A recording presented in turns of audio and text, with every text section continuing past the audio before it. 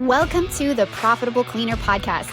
Join your hosts, James Harper and Angel Sandoval, bringing you the experts, discussions, and knowledge you want. We talk about sales, technology, marketing, operations, strategy, leadership, mindset, health, God, and so much more.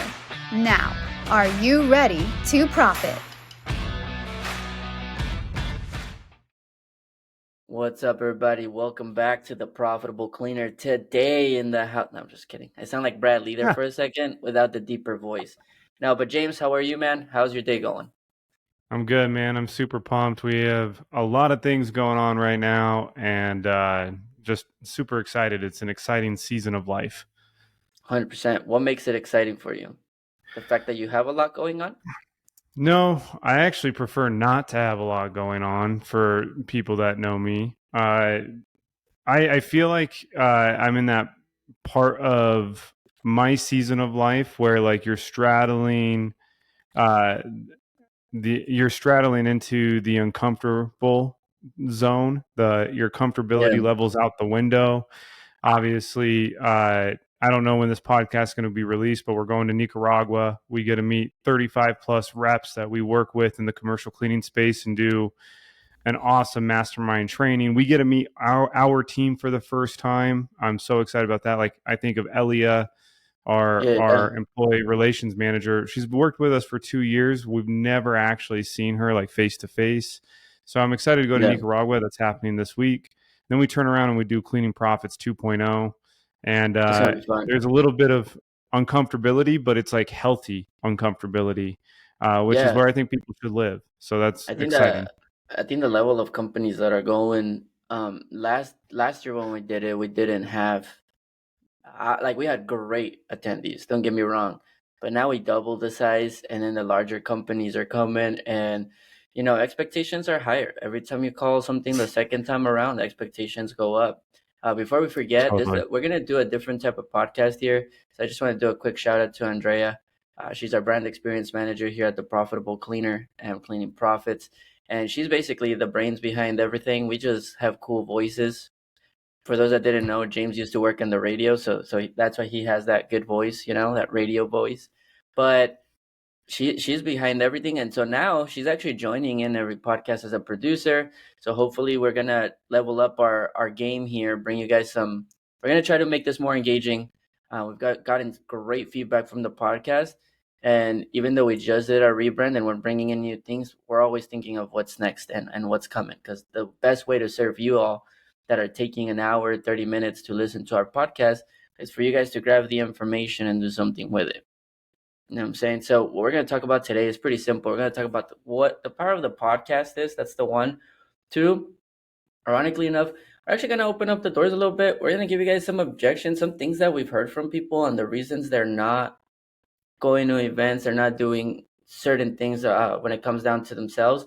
And then we'll just close it off with what's coming up and we'll just go from there. But I think the first two topics are going to be pretty good as it is. For those that don't know, like he said, we're going to Nicaragua, then we're going to our event, Claim Profits 2.0, the statement, be there or be square, and then we're going to ISSA afterwards. We're actually going to have a booth down in ISSA, and we're going to be able to go with one of our sponsors down there, so that's going to be a good time there with USource. So it's going to be a good time. I'm excited, man. You ready to rock in? You ready to clock in here, James, and make some impact here with the listeners?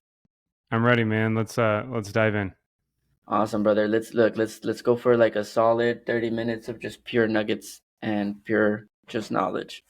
I'm gonna ask you a question right off the bat, man. You came up with a crazy good acronym last time called T.A.P, and it kind of goes into this first topic you wanted to talk about. What is T.A.P? You're the acronym king, and why is that important to people listening? Yeah. So it's a little slang when someone says like tap in, it means like come in or let's link up, or the real slang is more like hook up, but that's a different conversation. That's not what I came up with. But I was like, what does a podcast do for you? And so I started kind of thinking like when I listen to, Ed Milet, when I listen to Steve Furtick, when I listen to Nicholas Berry, when I listen to all these different podcasts, Bradley, what does it do for me? And one of the things that kept coming up in my brain was, one, it allows me to tap into their brain without needing to do anything, right? Like, it allows me to tap into them. The second thing that it lets me do is it lets me tap into their network, right? And then if I have their brain and if I have their network, then I get to tap into their resources. So I was like, interesting. Like, I don't know if people have known, but like, Brad Lee was part of my team when we were growing this, right? Not because he himself was part of my team, but because of the podcast that he was able to provide, right? And so one of the acronyms that we came up with, which is Tap In, has the letter T, letter A, letter P. The letter T stands for team, the letter A stands for access, and the letter P stands for power. And so for everybody that's listening to our podcast right now, that's what we want to bring to you. We want to bring you guys a team. We want you and me and James to be on your team, Andrea to be part of your team, right? We want our guest, like Alex Melgar, Mark Anderson that we had, Jared, anybody that we've had, they're officially part of your team because you get to learn from them.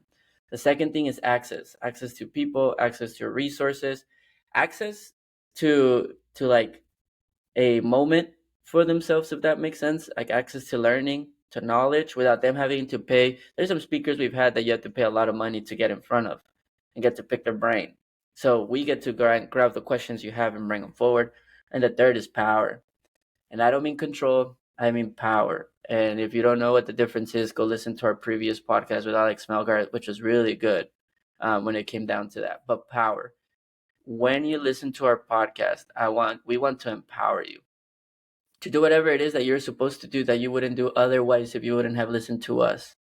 A lot of you are supposed to work out. A lot of you are supposed to love your wife. A lot of you are supposed to work harder, even though you've already been in the game for whatever years. Like, everybody has something they're supposed to do, and we want to give you the power to do so, or even the power to take 1 hour, disconnect from the world, put on your headphones, listen, and find a different version of yourself. So those are the acronyms. So tap in. Yeah, I think that's so well said and thought out, and a lot of this came about organically for us, right? Like, the intention of this podcast, it started on a whole different note and has transformed into this tap mentality and just kind of like framework, right? Like, you do have your team, you do have access, and you do have power. And just know that if you're listening to this right now, 5 minutes into it, everything, every guest, every topic we bring isn't actually because we know anything about it. It's because we know you need to know something about it. And that's where the access and the tapping into is delivered. So I love the topic, man. I'm a podcast fan myself, not because we host one, because that's actually where I get my content from. And I can tell you, first and foremost, like, it was kind of funny. I was thinking about like when my story kind of changed, and I was like, years ago, I was at this shitty W-2 job, and like they put me in a cubicle, and I was just listening, and like literally they'd like leave me alone for 8 hours, like, but do work, but they didn't give me direction. I would listen to the James Altucher show. That's what it's called. If you haven't heard of him, check him out. At the time, I don't know what his podcast is like now, but like 7, 8, 9 years ago was my first exposure to podcasts. And I became addicted to the guests, to the stories, to the relatability, to the content.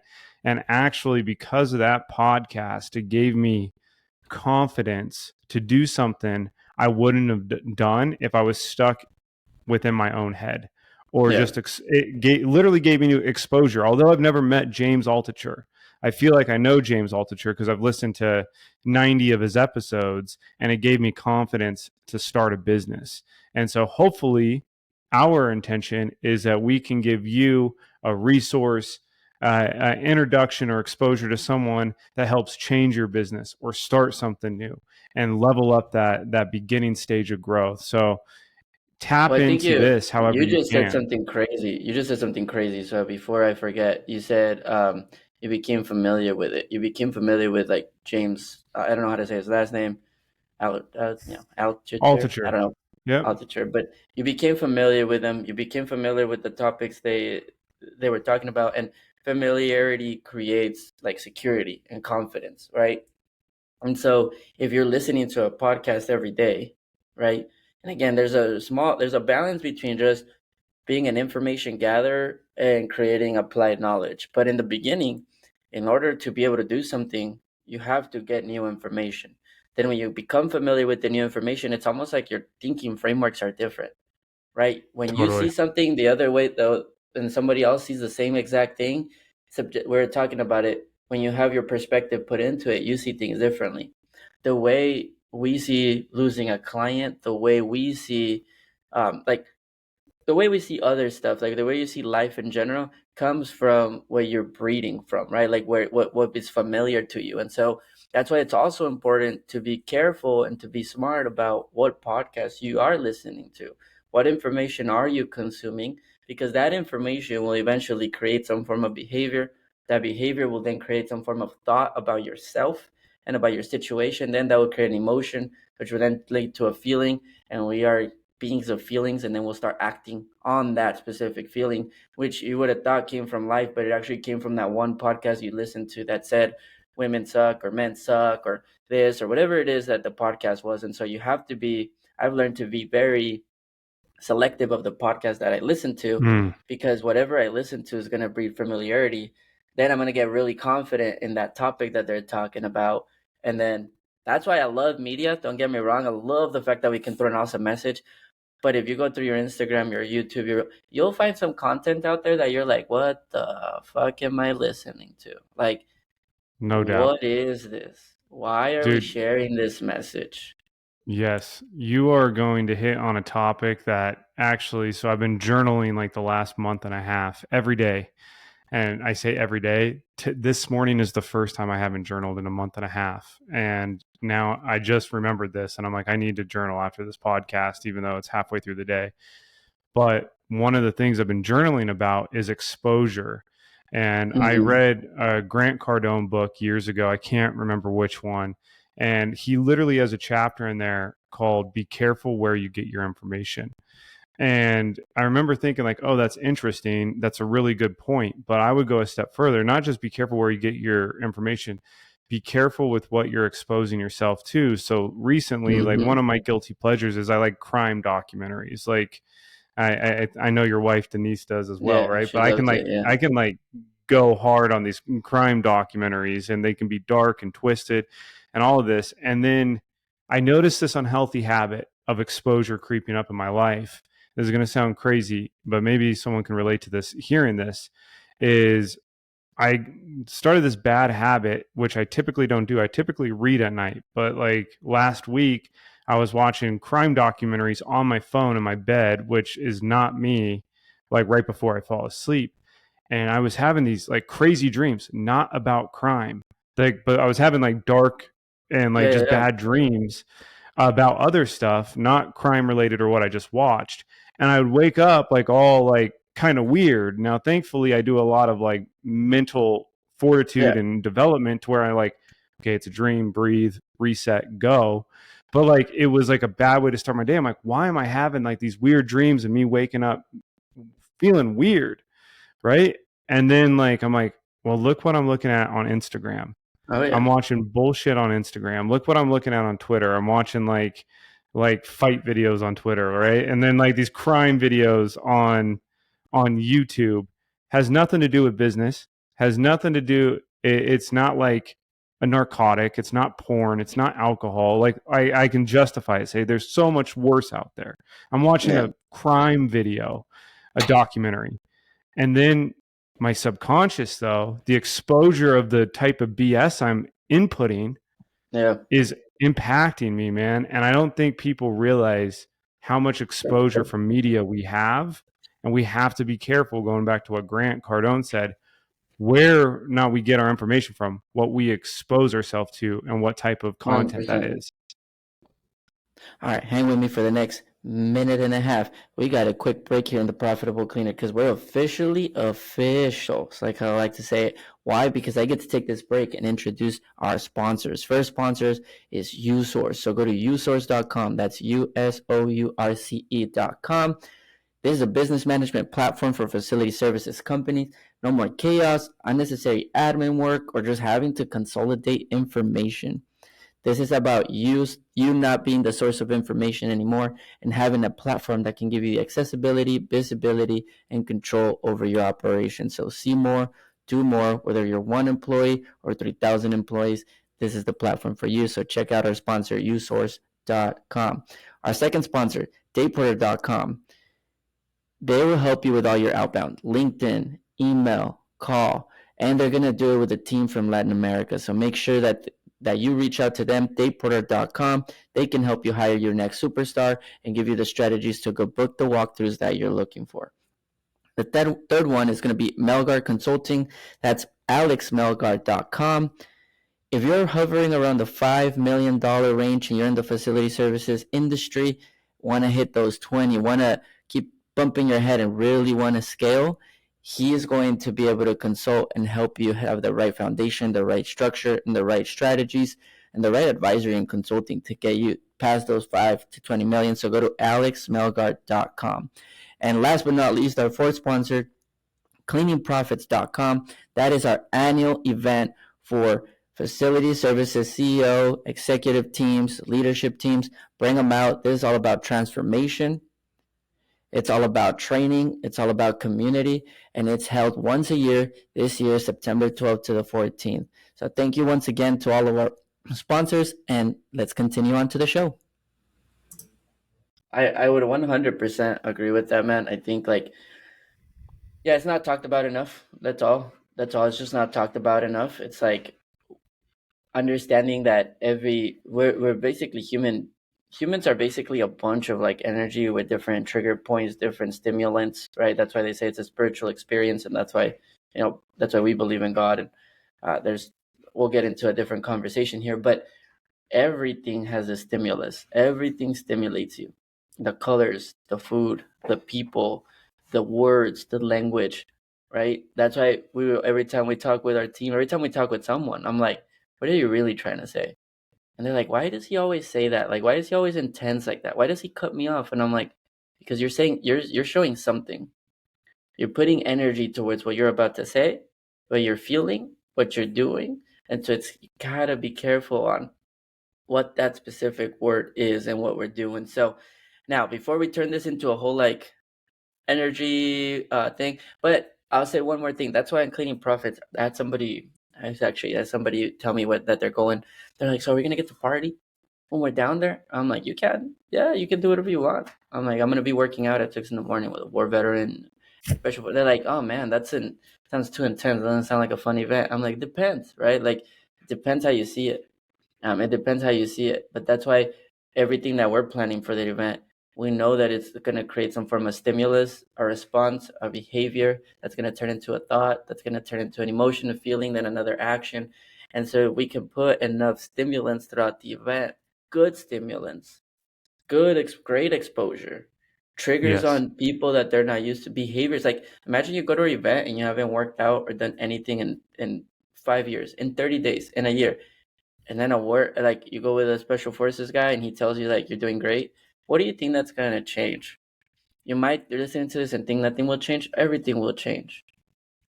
Everything will change. Just the exposure too from your colleagues, right? Mm-hmm. Being there and hearing okay, I'm not alone in this. I have people in my corner. I got out my comfort zone. Going back to that. Most people don't, dude. How many Totally, people do man. we live in this weird, when you become an entrepreneur and you have the right community, we live almost in a fake world. I know it sounds weird, but because we're so I always tell people I don't really make friends. I don't have time to make friends. I have a lot of acquaintances, but I'm very selective on who's on my circle, right?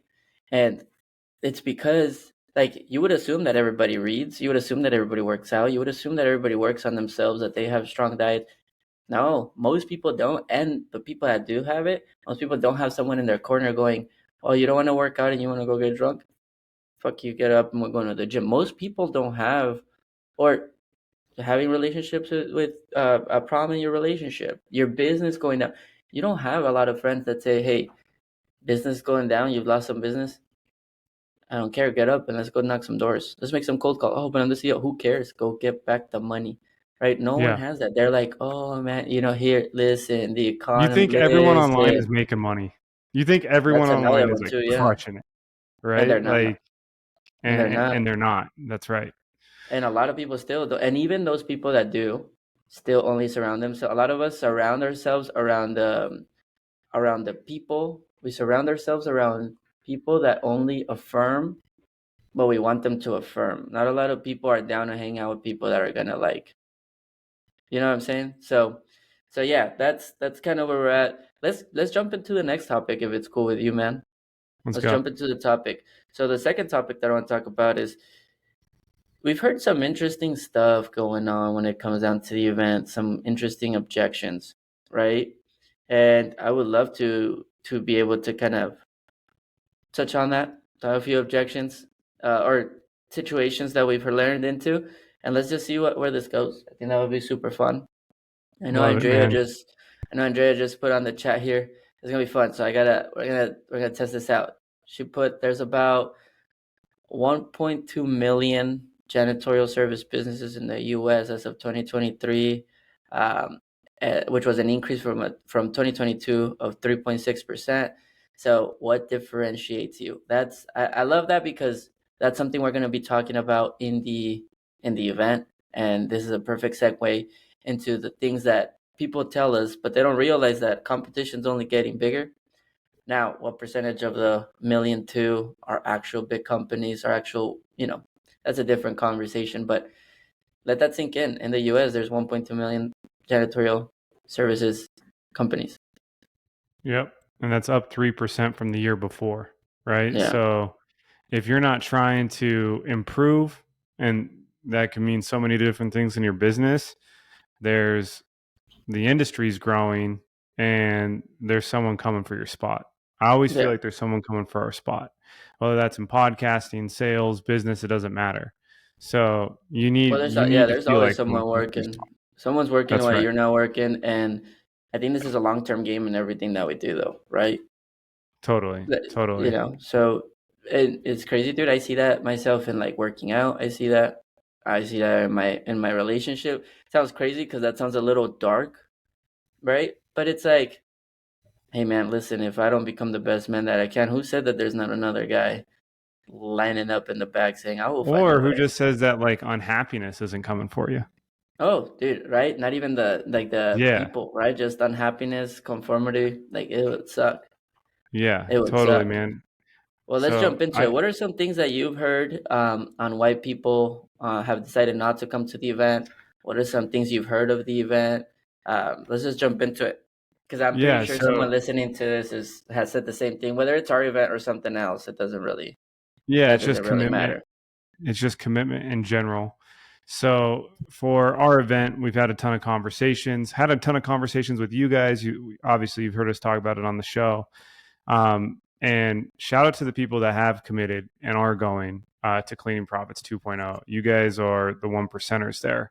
But an interesting conversation came up a few days ago. So someone reached out to me directly and asked how we could help them, with sales, how we could help them with some leadership things that are in, let's say, Angel and I's stratosphere of expertise, right? Since we've never owned a commercial cleaning company. So said, yeah, I think we could help you, but honestly, knowing where you're at, a good first step might be exposure at this event and seeing what other people do. And it's a low barrier to entry, meaning like you don't have to invest with us for the year on a business standpoint, and it may or may not work out, etc. So when we were talking about the event, they were super excited and all of that. Clicked the link, saw, oh, there's an investment to get into this room. Of course there is. There's 100 Of plus course. CEOs and business owners. And first thing back was money was tight. Okay, I get that. Money's always tight, and we can talk about that in a minute.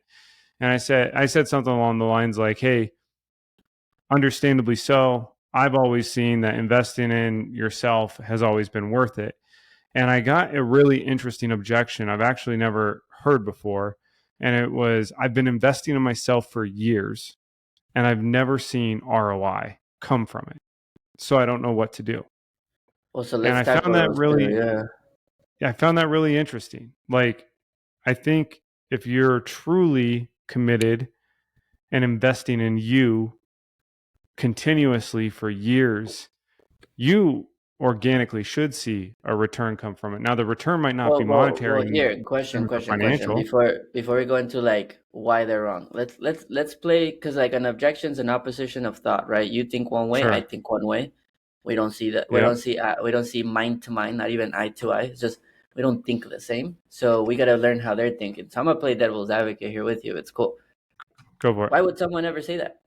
What are the reasons someone would say that? Let's not, because it has nothing to do with I'm committed to Sure. my long term. There has to come a point where like there's some people that don't believe in marriage no matter what. That doesn't mean that they're not committed to loving themselves or committed to love or committed to a covenant. Does that make sense? So like my question is, why would someone say I've never seen a ROI when I've invested in myself? Or what are they thinking? What is their internal objection? I think their thought is, I've invested in something that hopefully it would benefit me, and I didn't see an ROI. But maybe that something actually was externally, not something actually for them, right? I've invested with whatever, hoping that it brings me something. You know, What are your thoughts? well, no, I had somebody say like, I don't I don't purchase an event. Like I don't go to an event so that everything that they give me changes my life right there and then. I invest because that there's gonna be that one idea, that one comment that if I apply it, then it could change. So like when I think of someone that says I've never seen an ROI every time I've invested in myself, I just hear someone that doesn't actually believe in themselves. I see somebody that, or I hear, not even see. I would love to see them though. I hear somebody that probably has a business that their family has been telling them to shut down for a while because it's got it inside of their family, it's got it inside of their friends. Like I feel like I see somebody that has a business that has created a wedge in between where they think they should be and who they think they are versus where they're at now. And so I'm pretty sure we actually like analyze the returns. I'm pretty sure they've seen returns from events and from things, but I think the problem is because they're not where they want to be, they blame everyone else. So I see someone that has such a distant wedge between where they want to be versus where they're at, that the best way to stay there is to blame everybody else. That's what I hear when someone says I've never seen an ROI. I'm like, that is dumb. I just think it's a different way of seeing it. Totally. Well, that's actually what I was going to say. And maybe a good question for us to ask, maybe answer, is like, how do you measure ROI within you? Yeah. Like that can be very broad, right? Like I think it comes down to like, do you actually have clarity on like what you want? It's a really hard question to answer. I don't care what anyone says. Like you think you know what you want until you actually have to answer it very specifically. And then how do you measure that? I think a lot of it comes from lack of clarity of like actually knowing like what you need and what you want, and do they align? Yeah, I think like, and again, we don't have to get too deep into it with like, because every time, see, like someone tells me like, what's your why? What is it that you want? And you know me, James, I'm the guy that's like, dude, I don't know yet. I don't know what It's a hard question. laying in my rocking chair at 60, like what I built. I don't know that yet. You better not be laying in a rocking chair at or 60. sitting in my rocking chair, sitting on my Okay. rocking chair, a rocking chair. I love a rocking chair, but good little rock. But no, it's like I don't know, but I'm obsessed with who I could become, not what I can get or why I'm doing it. I'm just obsessed with the fact of who I can become and what I can provide around me. So it's like, I don't know, when someone says like I've never seen the ROI invested in myself, it doesn't, to me, there's so much deeper in that. And if they're listening to this, I would be like, dude, that's exactly what you should. So one of my mentors said a cool, and like I call them mentors, but they don't even know they're my mentors, right? But they said a cool story. They're like, so I'm dealing with a client, and she says that she has this trauma, right? And I'm like, oh, where's your trauma from? And they're like, well, one time we were in a bus, Three guys walked in with a gun, pointed their guns at us, and said, "Give me all your money." So we gave her all our That's money. scary. Super trauma. They left, and she's like, "Okay." And since then, I haven't been able to get on public transportation. I haven't been able to really be myself. I haven't been really I'm scared of everything, basically, right? I'm scared of the situation. And the guy goes, repeat me the story again. And he says, three guys get in, they point the guns at us, they tell us to leave, three guys get out. And he's like, nope, you got the story wrong. She's like, what the? This is my story. What do you mean? Okay, say it again. Three people get in, point their guns at us, take our money. Now I'm scared. Three people get out. No, he's like, no, three get in, four get out, right? And she's like, what are you saying? Why do you keep saying that? It's like, yes, three people got in, and you got down with them. Because you've been your own robber since that same thing. You're letting that situation, three people got in, three people got out, that would have been it. No, three people got in, you got out with them. Because you're officially the person that is stealing yourself from that next investment, from that next activity, from that next happiness. Three people got in, four people got out. And the girl, and then since then it's like, we never realize, and again, I'm talking about this person probably made a bad decision at one point in their life, invested a bunch of money, didn't get the return. Everybody blamed them for them. Instead of accepting reality and working on what's next, they decided to keep reliving that moment over and over and over and over. A lot of us right now in different areas of our life, we're the thieves that got into the bus in our own lives. We're the people that allow a situation to keep replaying in our head in hopes that somehow we're gonna get out into a new fucking situation. Like somehow I'm supposed to just relive the same thing and become a different person. No, the more you relive that same situation, the worse you get in that. Like the less chances of you becoming a new version. So, I'll be praying for the person that says I've never seen an ROI every time I've invested in myself, because that's probably why you've never seen it. Because you probably don't remember the last time you did invest in yourself. No. So well said. Well said. I'm pretty sure pretty sure somebody else. Go for it. Now we're at that awkward stage of talking over each other. No. We're good. I'm curious. So that was like my objection. What type of comments or objections have you heard from committing to this event? Real quick before we move on, you said that person said money's tight, and I just want to, again, power to the words. We can't agree with them. Money's never tight, because money is not based off space. Like, that doesn't make sense. Like, money, cash, that's paper, so it can't be tight, right? And then a bank account, it's not like you have a specific amount of space. So I like understanding the meaning of words, because when someone says like money's tight, does it mean like tight as in cool? Does it mean like tight as in like there's a limited amount of space and a limited amount of money? Like what do they mean? You know what I'm saying? So I always like to understand like the words. But another thing that I've learned are two things. Let's see. Let me look at my list of things that people would say. One of them would be, man, I know everything about this industry. I've been in the space for 50 years, 30 years, 20 years, 10 years. Go. Right? There you go. I don't know if I want to go about like, how would you respond to someone like that? I just go like, come on, man. The moment you think you know everything is the moment that you actually realize that you don't know anything. That when someone tells me I've been in the space and I know it all, that's exactly the kind of people that I don't want to hang out with. And again, we're new to the industry, so don't get me wrong. I have a lot to learn. But I guarantee you that, like, we know so many commercial cleaners, different business models, different upbringings, different ways of doing everything, that when you tell me you know it all, if you know it all, then you should be probably a top 100 company in the world. Because if you know it all, why would you not be? If you've been in the industry for 40 years and I just feel like I wouldn't get value out of it, then why the hell would you be one of the smallest companies attending the event? That doesn't make sense to me. Like, do you understand? To me, if somebody were like, if I'm looking for a mentor that's married because I want to have a better marriage, and they tell me, well, man, listen, bro, I've been doing this for 40 years. And I'll tell you one thing, people don't change. If someone would say some shit like that, I would be like, are you dumb? Like, You married the person 40 years ago, and you're telling me that this person has not changed, hasn't evolved, hasn't, like, come on, man. So the fact, like, we just had COVID 3 years, 2.5 years ago. Everything changed for the industry in 3 years. Technology changes, people change, wages change, market changes, community changes. Like, there's so much change. But if you're just looking at it as I've been in the industry and this industry, what industry is that? Is that janitorial? Is that pressure washing? Is that facility services? Is that facility management? Is that with the subcontracting model? Is that with the what do you mean by been in the industry and know it all? Because that doesn't make any sense.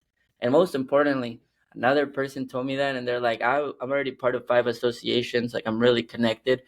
And they like, we do audits on our business, we do this, and I'm like, that's cool, bro. I was like, hell yeah, that's badass. And I was like, there's just one thing that we do differently than everybody does. And they're like, what?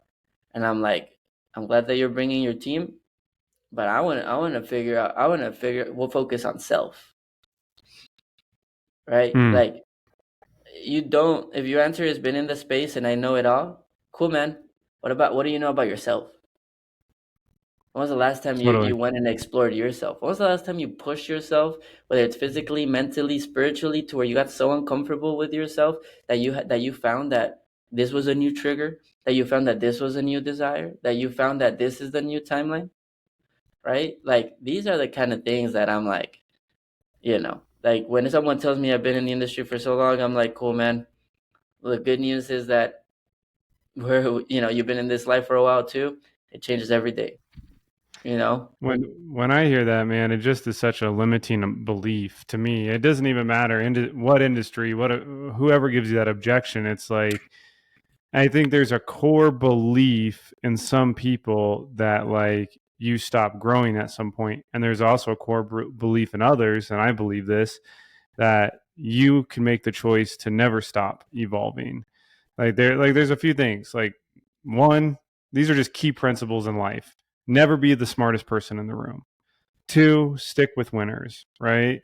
And then 3, life is a journey, not a destination. If you believe those 3 things, then that objection is so unrelatable to you. And then, like, so like when I hear that, it's just someone like with a limiting belief of like, or they just don't have a desire, right? And they're using it as an excuse. But to me, it's like, I can be in sales for the remainder of my life. I've been in sales pretty much my entire career. There's so much I can learn. Will I hear the same information? Absolutely. Yeah. Will I hear the same principles that Carnegie preached versus then Brian Tracy repurposed that we talk about? Yes, I will hear that for the next 50, 60 years. But there's so much more I can learn and 100%. different ways to view it. Well, I think, like, and also, like, we've had people go to our last event that, dude, they've been in the space for like 30 years and they're still there, and they're not looking for the next technology. They're looking for something in themselves. I'm telling you, right? Yeah, Like, that's like, go for it. I don't want to spoil it, man, but like we recently did a call this week with someone we met at the event last year that's been in the space 30 years, 15-20 million-dollar company. He showed up not for the business side of things. He showed up for the personal side of things. He's going to be there this year, and man, he has transformed some things. 100%. And his business is also transformed because he transformed. Yeah, 100%. And that's why I think this is like good stuff. And I know Andrea just sent us here something that apparently, like, the survival rate of a cleaning company is about by the 5-year mark is only 50%. So if 10 start, 5 are out. And I'm pretty sure if we get to the 6-year, 7-year, 8-year, 10 years, I'm pretty sure it drops dramatically. And one of the things our mentor says is, like, the company will never outgrow you. Right? It will never outgrow you. And so, I don't know, man, when I see someone say these things, I'm like, I'm glad you've been in the space for 50 years. I know a guy that's been in the space for 10 years that is triple your size with the lifestyle that you wish you had, but you decided to give up halfway through, and now you're still operating as an operator instead of operating at your highest level.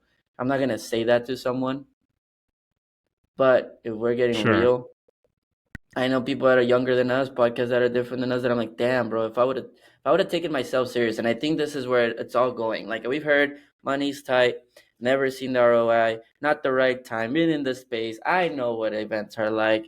I think there comes a point where the question is, how serious do you take yourself?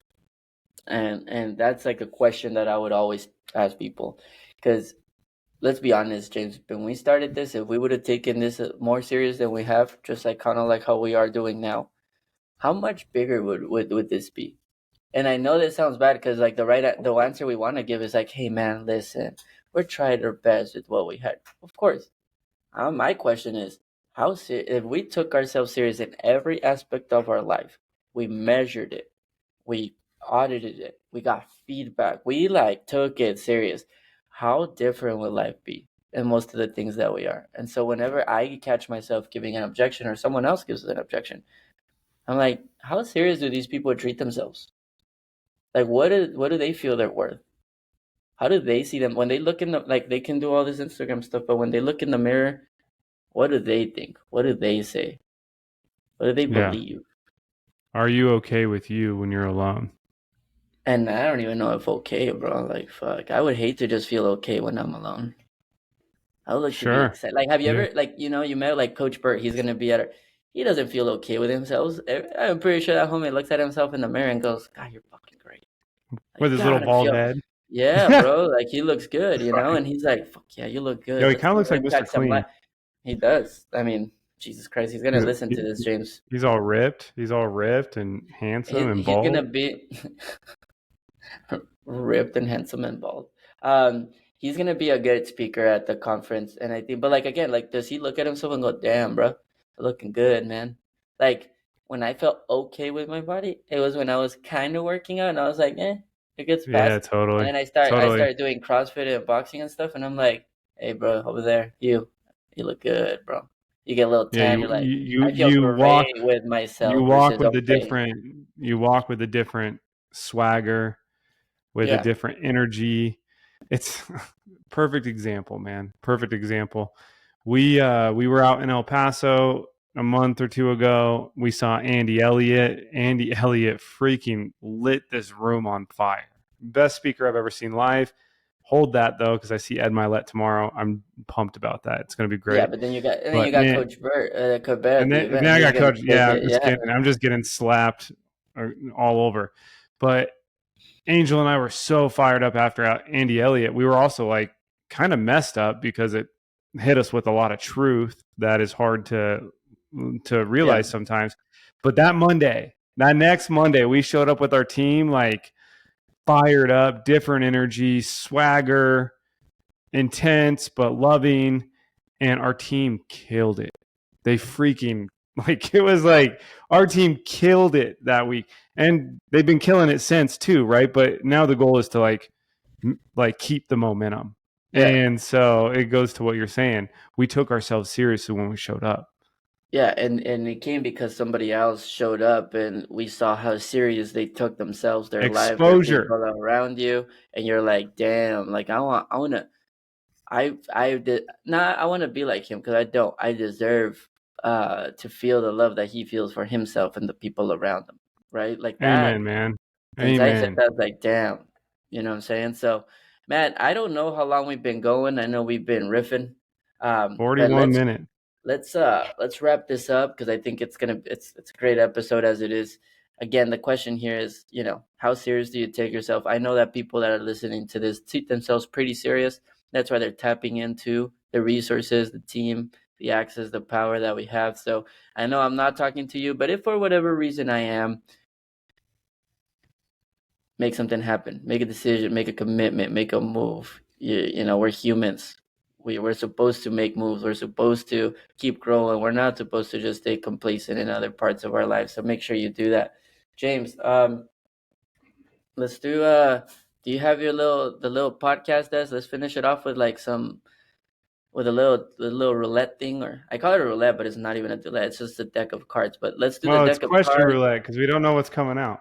Yeah. So let's do one for you, one for me, and then let's wrap it up here. But again, if you're listening to this, get yourself to the event, man. Get yourself to the event. Figure it out. Talk with Sophia. Get your ticket. Talk with Andrea. Get your ticket. Bring your team over. Like the one promise we have for you is like we are gonna transform. Like I promise you, the way you walk in is not gonna be the way you walk out. And if you No walk in the doubt. same way and walk Absolutely. out the same way, then I will literally wire you your money because that means that I didn't do the role that God put us in to create that That's our fault, not transformation. yours. Yep. 100%. As long as you Yep. participate, you're committed, you tap into what we have, we'll take care of the rest. All right, Totally, James, man. let's do this. Is this for you or for Uh, me? Do you get to pick since you're the one reading it? I'll take this one just because I was Okay. thinking about this recently. Talk about a fabulous, famous dead person you would love to meet. That's pretty easy for me. I would love to do lunch, dinner, spend the day with Tupac Amar Shakur. Tupac is not just a great rapper. He spoke to me in ways no one could have spoken to me in some of the craziest, darkest times of my life. Was able to put pain in simplicity form. I would have loved to meet Tupac, and that's my answer to that, man. It's a good Anyone you'd answer. like to meet? Probably Kevin Hart. I don't know why. I was He's just not having that dead, conversation. bro. He's not Oh, dead. but I didn't know it had to be dead. I thought it Yeah, it just has to be you dead. just asked me who do you want to meet, but Yeah, sorry. if they're Sorry. dead, who would I want to meet? Who would I want to meet that is dead? That I am I having dinner with them? What was the question again? Yeah, just like talk about a famous, fabulous dead person you'd like to meet. What's Rockefeller? There you go. Because he There literally you go. at one point I'm pretty sure he had like I think there was a stat like that he had 33% of all the wealth in the U.S. Totally. Um, so I would love to. That'll be a fun That's a one good one, to man. meet with Yeah. because I wonder what his principles were. You know, like how do you acquire that much? So That's a really good one. There actually, I got to make a comment to what you just said there. Are you guys listening to this can be related back to a Rockefeller quote with how this all came about, and how Angel and I kind of came about. I'm gonna not say it verbatim, but this is basically the juice of it. He's like, don't do business with friends, do business with good people and become friends. And that's kind of like happened here with Angel and I, right? And maybe you guys can relate to that. I think it's just such a great quote. nice. I love it. I love it. Well, man, thanks so much for this episode. Oh, are we doing another one? Should we do another Well, one? for you, man, Oh, for you me. got to Well, get you asked yours. me, Sorry. so I I figured know. let's do it. Let's do it. All right, this is actually a good one for you, man. I can't leave without asking All you right, this. there we go. Let me prepare. Bro, it's funny. It says Throwback Thursday. Ironically enough, today we're recording this as a Thursday. Share your most embarrassing moment. That's Don't incriminate yourself. I know. Well, embarrassing moment. I've had way too many. Such a hard question. Yeah, I've Such a had a hard lot question. of embarrassing moments. I think almost like now I'm like wondering like do I as a kid now? What's the time frame? What's the most embarrassing moment? Damn, dude, there's Maybe so not the many, most. bro. There's so Which many. one comes to your head, man? Um, I don't know if I Most want to say it on recent. a podcast. If I'm being honest, I'm like Okay, that's fine. That's fine, man. I showed up to a job interview when I was 18 years old with my shirt inside out. Like I didn't nice. know it was inside out because I just woke up late. I was a mess, right? And it was a collared button shirt that was inside out. And I'm leaving the interview that I thought I crushed. Obviously, I didn't. And he's like, "Hey, is your shirt inside out? You can like see the threads and stuff." I'm like, "No, this is like the new style these days." And I'm so freaking embarrassed, dude. I get in my car, like my shitty little car at the time. I'm like, I got to get out of here. I'm like so embarrassed. It was like in front of like a panel of people. I reversed my car, backed out into that guy's car, dude. So I had Oh to my go God, back in there with my inside out shirt that he just called me out on and let him know that I hit his car. that is wild. I'll give you one. This one's funny. This was more like self-embarrassment because now I can't just not participate. Um, when I was dating Denise, I had dropped her off one day, I was gonna drop her off one day, and I hadn't met her mom or anything, and I had drank a little bit, had a couple drinks. So I did not want to meet the mom, because I was gonna smell like alcohol. So I was like, damn it. So as soon as I drop her off, the mom's there. She's like, "Oh, bring Angel in. We haven't met him," or like we had just met him, but we never talked. And then I walk in, and it's her and the grandma, and I'm like, "Bruh, like no, like I'm good, but not really." So I'm like, and I don't. For those I don't know, back in the day, I used to not eat veggies. I eat like fruits. I didn't really do any of that. And we get there, and they're like, Do you like papaya?" And I was I don't even know if that's how you say it in English, but that's Spanish. But dude, basically, is it cantaloupe? Basically, I just said yes and ate a whole bowl because I was a little lit, and then two, that way I didn't have to talk. So basically, I met the grandma and interacted with the mom, just eating a bowl of papaya, and as soon as I was done, I just left. So that was actually kind of embarrassing, but it's a pretty cool story. There you go. Well, hey, man. Hey, there you go. Yeah, papaya. I think it is cantaloupe. By the way, I think it is Cantaloupe is cantaloupe. melon, actually. Or no, cantaloupe is not melon. That's two separate words. Never mind. Ignore me. Yeah. All right. Well, hey, thank you so much all for being in the podcast. Thank you, James, once again. And we'll see you here short. We'll see you on the next one.